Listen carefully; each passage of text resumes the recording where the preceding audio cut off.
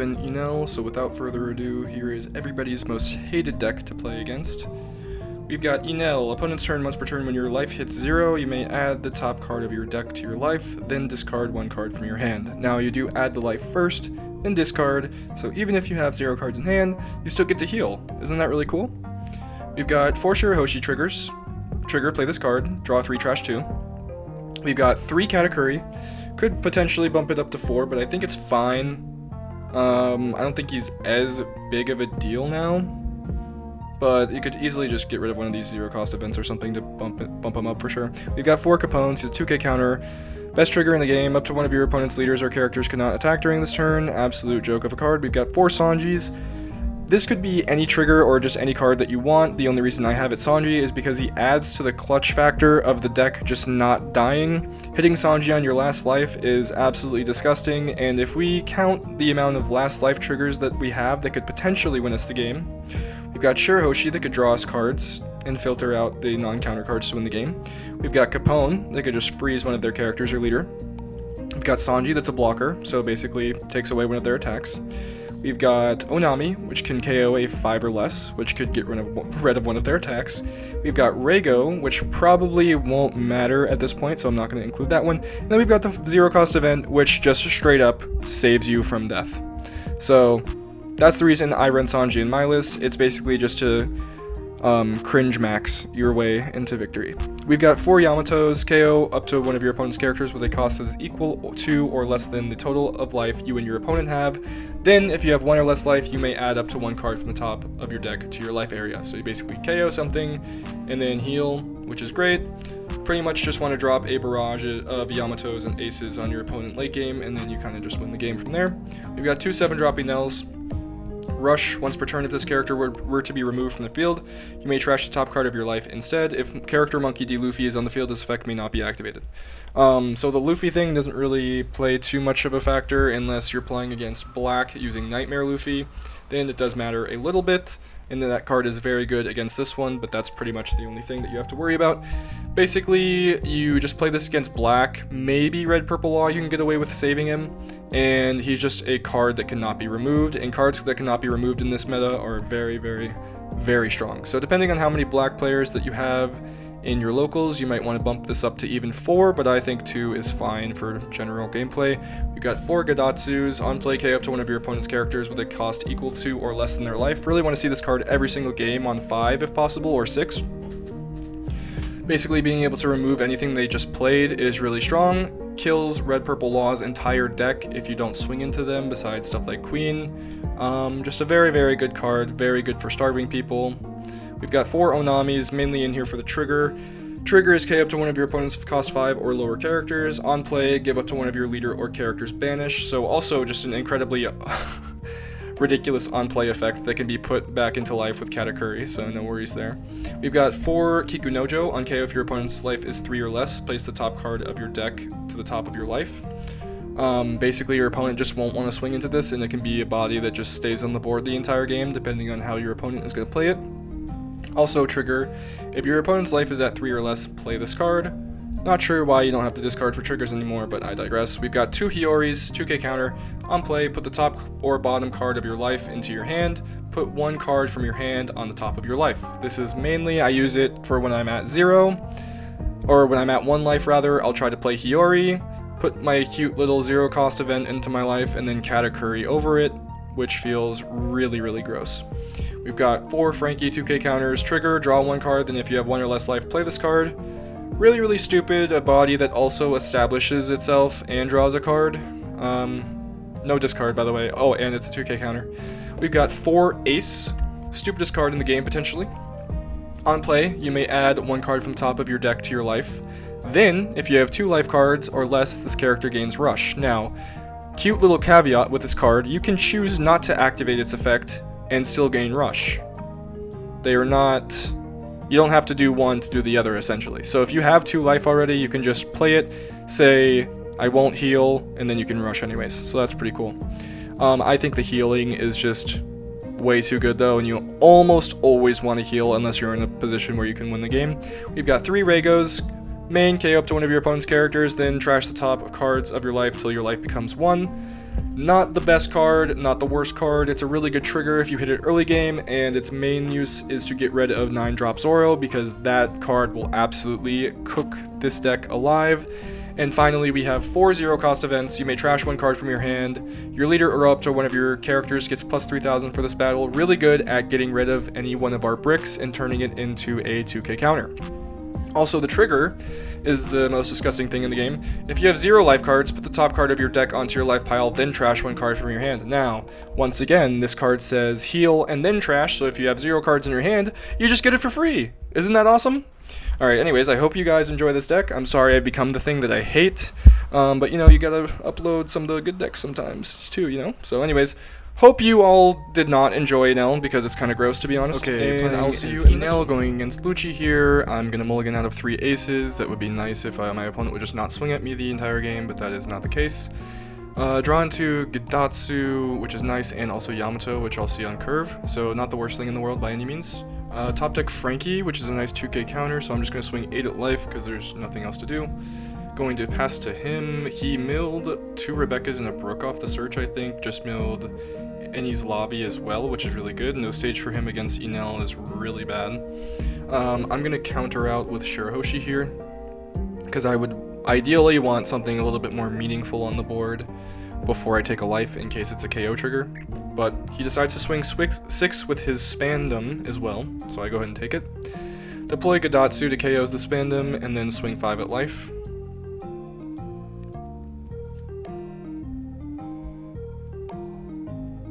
Counter step. Waiting for opponent here. I'm voicing over this afterwards because I kind of got bored and just gave up during the actual game because they were taking a little bit during some of the turns. He goes ahead and 1Ks out of that with Kaku. He swings with leader effect, mills Spandine and something else. Plays Sanji after reducing Gidatsu by 1, or sorry, plays Brook after reducing Gidatsu by 1 and KOs him with Brook. I'm going to swing 7 to try and get him to 3 life right here so I can play Kiku Nojo safely, which I do successfully. Now I'm going to play Kiku Nojo. I left it on active because I can't count and didn't realize that I could have swung with 1 extra Dawn, so that's unfortunate, but it is what it is. He is at 8 Dawn now, I believe, so almost always going to be Gecko if he has it. He's going to swing 5, -1 to Kiku Nojo. I take it into the 0-cost event, which is nice to always have more counters in hand. He swings 6. I think I should probably go down to 0 here. Not sure what I end up doing. Can't really remember. Yep, I do end up going to 0. Cannot use the Raigo for anything useful, unfortunately, but at least I have a trash card in hand for the 0-cost event. Plays Gecko into Rebekah, Helmeppo, Spandine, maybe? Or Brook? Probably Brook. Brook is better here so he doesn't have to use Spandine to get rid of his whole trash.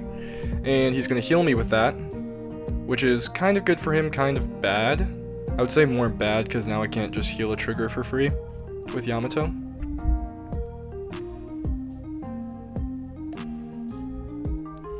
So I'm just going to go ahead and play Yamato, KO the Brook, and then swing 5 at life. Don't want to leave the Helmeppo in the trash because he doesn't have any other Helmeppos, so just going to not clear it and go for life. And then he immediately mills into... oh no, he counters out 6 at life with a Helmeppo, so now he has the other one in the trash anyways, which is unfortunate, but it was probably better to make him waste the card out of his hand regardless. So he's at 10 Dawn now. He could probably Tempest Kick and then play another Moria and get rid of Yamato in some sort of convoluted way, but we'll see what happens. Plays Nightmare Luffy. Oh yeah, he plays Nightmare Luffy and then hard plays a Sabo to protect it. In case I'm running Enel maybe. Not really sure what the plan was there. I think that was the weakest turn that he had. I feel like he could have definitely done something a little bit better, maybe pressure my life. I mean, he didn't really have any sort of chance at killing me or hitting me down to 0, so maybe pressuring the life isn't the call there. He swings 6 into 5. I counter out knowing that he still has a Gecko to threaten me with that I don't want to have to counter out of. And now I draw into Capone, which is really cool because 2k counters are always nice. I'm going to swing 5 at life, hope he blocks 6. And then I'm probably going to swing 9 into Sabo and then 10 into Sabo, if he does. or I'll swing at the Brook. If he just blocks and gets rid of it, we'll see what happens. I would imagine he either blocks or pitches a card that he wants in the trash. He pitches Kaku to live. I swing 9 at life, hoping that he'll block, to be honest, because I don't really want to give him an extra card in hand. And I play Ace, gain a life, and swing 10 into 6 at Brook because he was amassing a few too many swings for my liking, so I wanted to go ahead and cut down on them. Even if he blocks with Sabo, he loses a body regardless, so really good for me. If he would have been able to save it there, I'm probably in pretty big trouble if he just dumps his whole board at me the next turn, but he would still have to avoid triggers, so not a for sure thing for him to win by any means. 10 Dawn again. He's got pretty much everything that he would need in his trash, I'm pretty sure. He's only got 1 Tempest Kick in the trash, so he's probably got 1 in the hand to deal with my stuff. I feel like... No, I kind of had to swing with both the Yamato and the Ace to get rid of the Rebecca, but it would have been nice to leave one of them standing so that I wouldn't have had to counter out so much here. So he swings 11 into 12, or 11 into 9 at Yamato, and I counter with 12. And he swings 5 at lead. I think I'm going to go ahead and take that one to preserve the rest of my counters for other things. 8 Dawn left, probably a Moria, more than likely, or maybe he'll go ahead and attach it to Luffy and KO Yamato in some way, shape, or form. We'll see. Or I think he plays Tempest Kick into Kaku, reduces Yamato to 2, and then KOs her with Nightmare Luffy. Yep, that's exactly what's going to happen. So he goes ahead and plays Kaku into Yamato to reduce her, then plays Tempest Kick into Yamato to further reduce her, and then he's going to swing with Nightmare Luffy at the Ace, and then shovel a couple cards back into his... Shuffle some back into his deck to power up Luffy. I just got aphasia right there. So, turns the 9 into a 12, swings 12 into 10, and I definitely counter out here with a 0 cost event plus Raigo. And I am sitting pretty good here. So next turn is definitely going to be Yamatoing the Kaku shortly, right? Now I think I do need to get rid of this Nightmare Luffy, but I think I can bait him out of getting rid of Sabo here, almost certainly, because there's no way he lets Nightmare Luffy die, and he definitely blocks with Sabo, because if I play Rush Enel or something like that, then he's kind of screwed. Not necessarily in this circumstance, but he also wants the Nightmare Luffy on the board for the passive KO effect, which is really, really good at this point in the game, especially when he doesn't have many cards in hand, because there's no guarantee that he has a KO effect in hand. So if he doesn't, he definitely wants to keep this on board as much as possible. Counters out Rebecca. We're going to play Yamato, KO the Kaku, and pass. Once again, mathematically impossible for him to win because he needs 4 swings, and he only has 3, so we're sitting pretty good right now. He swings 5 at life, reduces Yamato by 1. We take it, Onami trigger the Luffy, yellow is just better. I am pretty sure he had a way to play around that, but at the same time, it was going to get killed by the Onami at some point anyways.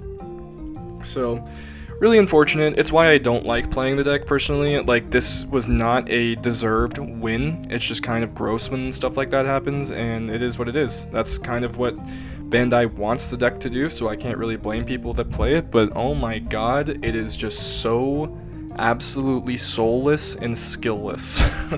Like, you just get beat by the deck, you don't get beat by the player, and that is the fact of the matter with Enel 99% of the time. Yes, there are definitely ways to play the deck good, but ultimately, you're not beating your opponent, your deck is. You're getting 3, 4, 5, 6 triggers a game that your opponent has no choice but to swing into and blindly hope that they don't trigger something that will instantly ruin everything that they've been working towards. So I top deck Onami, which is like not great here unless I had Katakuri, but I do have Gadatsu to get rid of the Brook, so that's going to be super good and super useful. And then I think we maybe double big swing at the Gecko and reduce his hand size and or try to kill it. I'm feeling that's what we do. So we're going to go 11 into 9 at the Gecko. I'm sure that's going to get a Rebecca blocker, and now we're going to go 13 into 9 at the Gecko. And I think he actually counters out of this, which is pretty crazy. He does, and then we're just going to go ahead and clean up the Spandam so he doesn't have enough swings to kill us. He's got 3, he needs 3, he does have enough swings to kill us technically, but he has to risk a trigger, which you'll see later in the game. Spoiler alert, the last life I have is a 0-cost event. It never ends up coming up, but I would have won the game out of sheer luck had I ever been in a bad spot to begin with. So he goes for Yamato, tries to clear her out with 11 into 9. I counter out, which I feel like was not the play, but also if I don't, then he guarantees kills Ace, basically, because he just attaches the rest of the Dawn to the other Gecko, more than likely. So I feel like in this way, I at least potentially spared one of them, but ultimately they were probably all going to die anyways. I think it was on him to make a mistake, and then he had to risk 11 into 10 here, so if I had another 2k, he's kind of screwed. So I do think countering out was the right thing, but it definitely did not feel great at all. So this is the worst point in the game for me. I need to get rid of at least one of these characters, or I'm completely screwed. So I see Hiyori, she's not really going to help me a ton, so I'm probably just going to big swing, and hope to get rid of both of the Geckos ideally, but I'll take one. So I think I end up going 12 into 9, and then 9 into 9. Or do I play Sanji here? I'm not sure what I'm doing. I definitely should have done 11, right? 11 was definitely the right call, but he had to dump 2 cards regardless, so I think it's the same result ultimately. And now we swing 9 into the other one, pass. I guess, yeah, I don't know.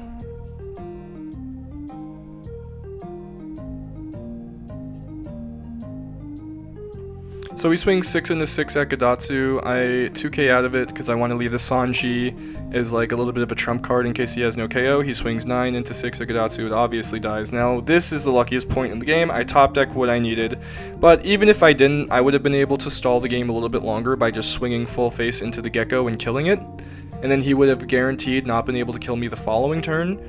So ultimately I think all roads lead back to this. I just had the triggers like that. That's all it comes down to.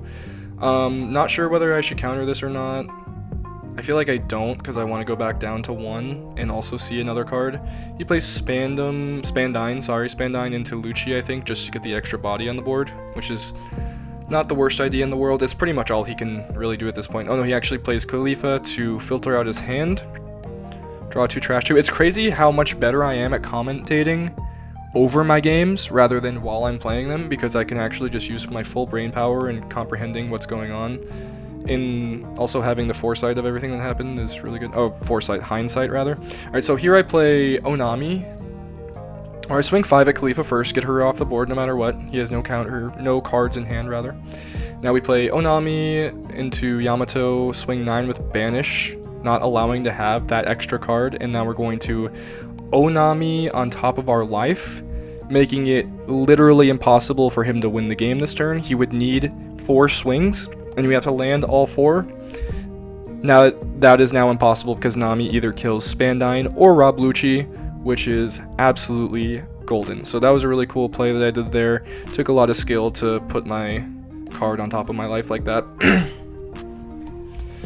Obviously, I'm joking, but like that is one of the more niche high play situations in this deck. There's not a ton of stuff going on. Like, it is a very simple deck. You're playing your 8, your 9, or your 10 every single time you can. Every single time you're at 1 life, you try to heal to 2, and if you're at 2 life, your opponent basically cannot kill you unless they've set up an entire board. And if you let your opponent set up an entire board, it's your fault, and you almost deserve to lose at that point, because this deck is just free wins. Legitimately free wins. I've gotten so many Enel players on the sim down to 1 card in hand. They have absolutely nothing going for them. I've played around every single trigger they could have possibly had the entire game. But at the end of the game, it all comes down to you have to risk a trigger at some point unless you have Banish. And there's almost no good cards with Banish in the game. So you're basically just risking a trigger at the end of every single Enel game, and if it screws you over, it screws you over, there's nothing you can do. Speaking of screwing over, I hit another Onami trigger, KO their Spandine to even further rain on their parade. He swings 5 into 6, I counter out with Sanji, and I win, leaving the 0 cost event in the life. Alright, so we're going against Black Yellow Luffy here. I'm going to go ahead and steal second from them because that can potentially mess up their curve a little bit. I see a pretty top-end hand, but I think I'm going to go ahead and keep it because I don't think he's going to have a ridiculously overpowering amount of early aggression. Also, it's really nice to see all my big drops guaranteed against this deck, because if I can kind of just play them and then leave them standing, I kind of just win the game, depending on how he plays it. He swings 5, I'm going to go ahead and Capone his leader, just to slow him down a little bit more. I draw into Frankie, so not really anything good to play there, and he's a 2k, only have one other 2k in hand, so probably not going to bother playing him. So here I go Onami and swing 7 with Banish. I think the play here was actually to just swing 5 at Garp and clear his board. I think it's fine, but I also gave him an opportunity to crack back with Garp, but I also played Nami, which gave me an opportunity to crack back at Garp with my Nami, so kind of some small body stuff going on here. I don't think it ultimately really mattered in the end. Raigo trigger, KO his other Garp. This deck is a complete joke. Didn't really matter because it's just a Garp, but like, oh my god, it's really ridiculous sometimes. It just feels so unfair when I'm playing it. Like, every card feels so ridiculously unfair. So I have 6 Dawn, nothing really to play, so I'm probably gonna go ahead and make sure I clear out this Garp, and then maybe just swing at life, because I think leaving Black Yellow Luffy at 2 is fine, but you don't really want to hit them below that. You kind of want to make them take their own life afterwards. I only kind of did this to accelerate the game state a little bit for me. I'm not really sure if it was worth it or not, but I think it's fine. Here I actually regretted resting my Nami, because putting Onami back onto the life would have been pretty good, but I think it's fine. So he plays Sabo, draws 2, trashes 2, and swings 7 into Nami, which is unfortunate. I thought about counting out for her for a split second, but I was like, that is a ridiculous waste of resources. Draw into Kiku Nojo, which is a decent card against this deck. And now I'm just going to play Katakuri and put his Sabo to the bottom of his life to slow him down again. And then I'm not going to swing and pass on over to him. He's going to play Flampe to draw his life because of course he has it. And now he's going to play the 5-drop Luffy to get rid of his other life because of course he has it. And then he plays Baby Sabo to play the Sabo off his life because of course he also has that. So that was pretty unfortunately. Oh, sorry, it was not 5-drop Luffy, it was Hiyori, who gets the 5-drop Luffy in play ultimately. Yeah. So this was a pretty unfortunate series of events right here. I still think putting the Sabo on the life was fine. Maybe it was stupid, not really sure. I thought it would slow him down a pretty good amount, which it did, because now he can't leader effect, I guess. I don't know. I still don't know how I feel about that play. Let me know how you guys feel about that one, because I have genuinely no idea. So I think I just play Ace and pass here. Definitely don't want to put anything on his life after what happened last time. Although putting something like Flampe on his life would actually be pretty interesting. It kind of forces him to have something like Hiyori or Makino. And then he probably can't like perfect curve Gecko plus the 2 Dawn on the leader me. That probably would have been pretty smart actually. But I also wanted to get the safety net of healing the 2 life again. So I think the safety net is ultimately better just to make sure that the game doesn't get ended in a way that you didn't expect. So you play heals, Sabo Luffy, gonna play Gecko into Sabo Luffy.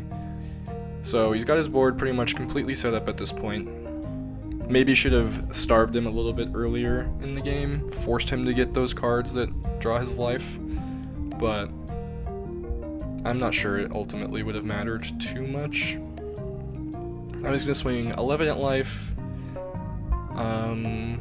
Oh no, doesn't swing. Leaves me at 2, which is a choice for sure.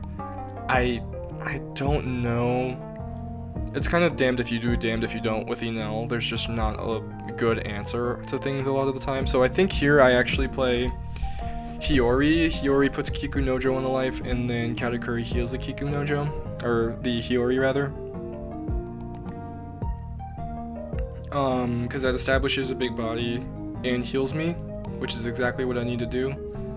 I don't really care about Yamato heal or the big body that Yamato provides unless she can also KO something. So I'm gonna go ahead and take the top.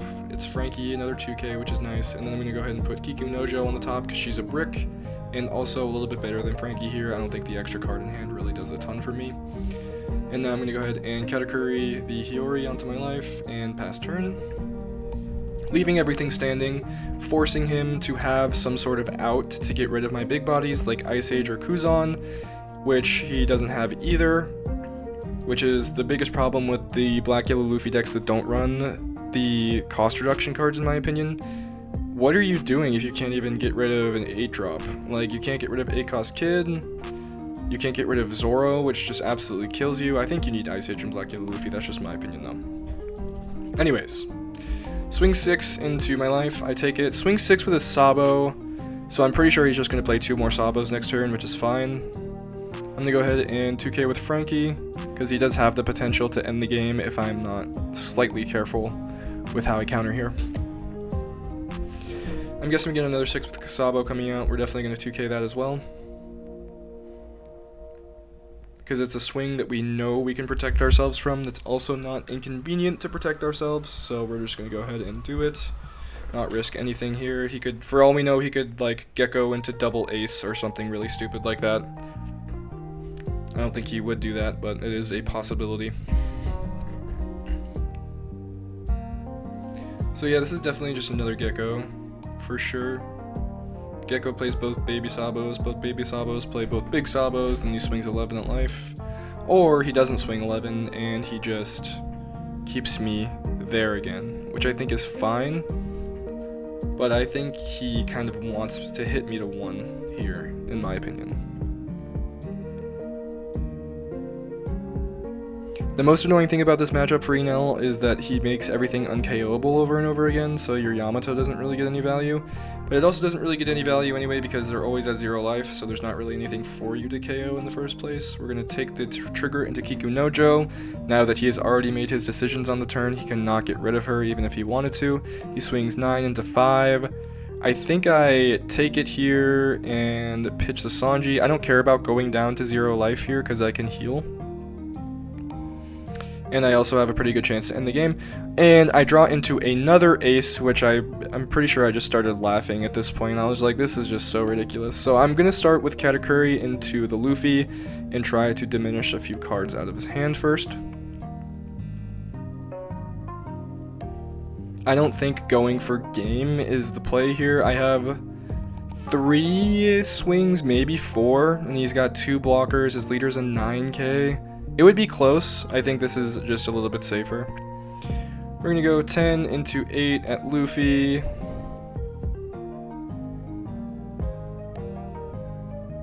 Test his counter. He does not have any. Now we play Luffy again, or sorry, ace again, gain a life, go 10 into 9 at Gecko. He blocks, which means he probably has basically no counter in his hand, I would assume. Or he was just trying to get another Sabo in the trash so he could cycle it again. So he swings 9 into 5 at life. I take it for ace, and I pitch a Kiku Nojo. I think right here, he needs to go for game. I don't think he swings Gecko first either. So he swings 9. I figure if I counter it here, there's a better chance I can make him misplay in some sort of way. Or make him second guess himself or doubt himself, something such as. Swings 6 into 5. Ah, that's tough. I think you should have just swung more with everything and tried to go for game, ultimately. But he plays a 3rd Gecko, which is arguably better. But I think he missed the line of the potential win there. I think if he attaches Dawn to everything, it gives him his best chance in that specific scenario. But I mean, yeah, because like, what does double Sabo do here realistically at this point? I have 5 big swings, 6 swings in general. You've got 3 cards in hand, so even if I just don up everything and swing the bare minimum at you, I think I win. I take that for just because I know, like, might as well try to get something that will help me win. I'm going to win no matter what this turn. So I swing 11 into 9, force 2 cards out of his hand at the minimum, and it's going to be game no matter what. Yeah, he goes ahead and surrenders. Even though he has all 2Ks, it was GG's no matter what. So GG to him.